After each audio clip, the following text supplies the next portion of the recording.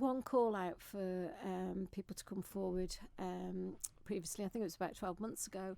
But really the focus behind asking again is following on from the Sir Jonathan Michael and the health debate, because I think when Miss Betterson stood up and did her speech, I think it was quite obvious that perhaps there are people that are afraid to come forward.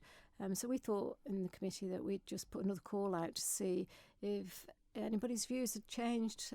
People might be more prepared to put their head above the parapets now. Well, if you don't put that suggestion out there and give them the opportunity to come forward, you'll never know. So that was sort of the reason for going out again 12 months later.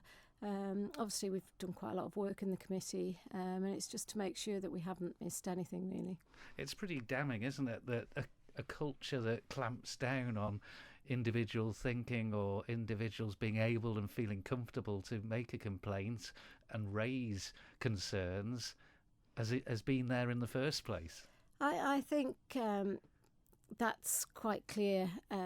Obviously, I've worked within the system. I worked for nearly 40 years within the public service, latterly within education. And there's certainly been times where I know people have thought about speaking up. And like you say, there is a fear of what the repercussions would be. And that's not really what whistleblowing's about. The person that's whistleblowing should have that full protection.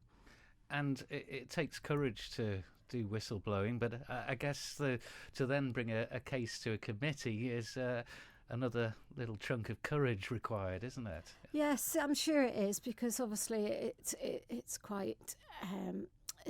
When you're in front of a select committee, I know obviously I'll speak for how I felt when I initially went into Tynwald. It is quite intimidating, I suppose. You could feel intimidated, but certainly that's not the way it is. And obviously people can meet the committee if we choose to take anybody up on, if they write into the committee.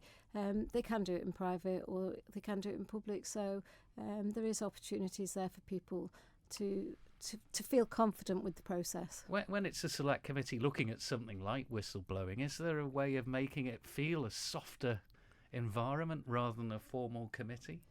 Are you going to get more out of that? Isn't it a bit staid and stuffy?